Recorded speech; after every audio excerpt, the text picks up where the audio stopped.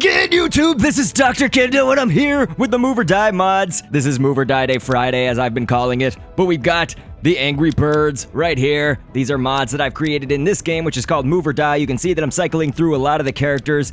There are so many Angry Birds that we could have included, so if you have, any inclination to say that one was left off or we forgot one or whatever, we didn't forget. I just included basically a lot of the classic Angry Birds, and so, we used their classic designs as much as we could, not like the cartoon or the movie or anything like that, none of that stuff. I didn't do really any of the spin-off birds like the Space and the Transformers and stuff like that. Slash was one of the birds and stuff, so it's kind of just sticking as much as I could to the core birds, maybe a few extras, not just the first Angry Birds game ever, I think, but I haven't even played actually any of the Angry Birds games, so it's pretty crazy, but I love the little characters. There are tons of birds we got right here, and so of course I'm playing as Red in this crazy jump shot match, and the end result was not desirable for me, but that's okay. We're also playing Shifty Ground. This match is just crazy, or this level I should say. Yes, that was awesome. I was exactly trying to do that, is to push him into the floor came out from under me, or Shifty Ground. Basically the idea is that there's going to be ground that's healthy to stand on, and then there's ground that's going to turn into those X's right there, and if you're standing on one of those X's, when it does change, you are going to die immediately. But I pushed Chuck, the yellow bird, into it, which is exactly what I was looking to do. Chuck is of course controlled by an AI bot, which is also the same for Bubbles and Stella, of course, which is the other birds that we've got in this particular matchup. You can only have 4 characters at a time. I've taken the victory right here, playing as Red, the red bird from Angry Birds. But as I said, there can only be 4 in a match at once, so that's why we have not included the other birds just yet. I did cycle through them in the beginning though, so you know that we've made them. We will play as some of the other ones now though, so let me go ahead and get that set up where we've got me as a different bird and then the AI bots as other birds. So here we go. We got me as Matilda, there's Hal, there's the blue birds, and Terrence. So we need to go ahead and pick 2 new mini games to go through. Why not Chainsaw, Backstab, and Blowback? Blowback is crazy. I'm not very good at this game, but the idea is, of course, that you inflate yourself. See, I already died. Well, everybody already died. That was crazy. But as I was saying, the idea is you inflate yourself bigger to get more push power, but the ultimate goal is to push everybody else into the walls or into the destructive areas with the X's on them and whatnot. And I'm not having great luck because you can see I died pretty early on in the Chainsaw Backstab as well. And this crazy blue bird has already pushed his way into a leading position. Let's see if I can do a little bit better on Blowback here, except for, I know again, I'm not very good at this particular minigame. There are some that I'm great at, and then there are some like this that I'm just not good at. And, dang it.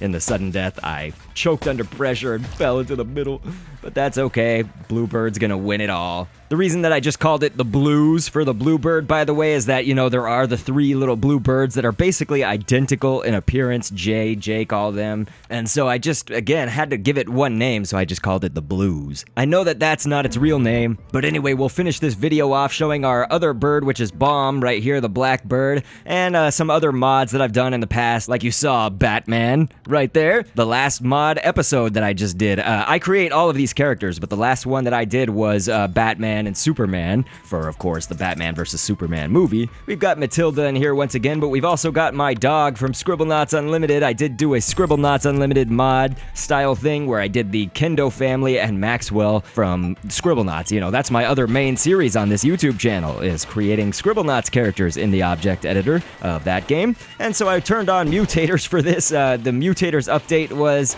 like about a month ago or so. It was semi-recent for Move or Die. And when I say mutators update, anybody who gets the game recently is not going to know, but it was a major update that was pushed to Move or Die, and it added mutators, which basically just means that there is, a new dynamic added to the games. And so for this, I did Jetpack. That's my favorite mutator to pick, either that or the double jump.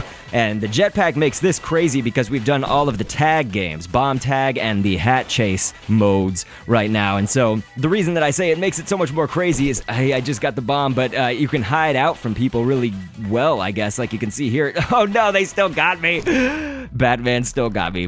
My plan was going to be to jetpack over his head and just kind of hide away, hide out and stuff. So here, this is actually, I do, as I said, I mod the characters myself, but the levels will usually be something that I downloaded. So if it's not a level that came with the game by default, that will be something that I downloaded, and I always credit the level creators and whatnot in the description of these episodes. And so here is where the jetpack has saved me during hat chase. They couldn't reach me because of my jetpackingness. And so what I'm going to try to do is get that hat. Dang it, they got it. I was going to get the hat and basically try to jetpack away. Now, what you're going to want to watch, of course, when you're jetpacking or doing any kind of jumping or anything like that, is you want to be sure that you still move a little bit. You've got to move or else you'll die. It's move or die, after all.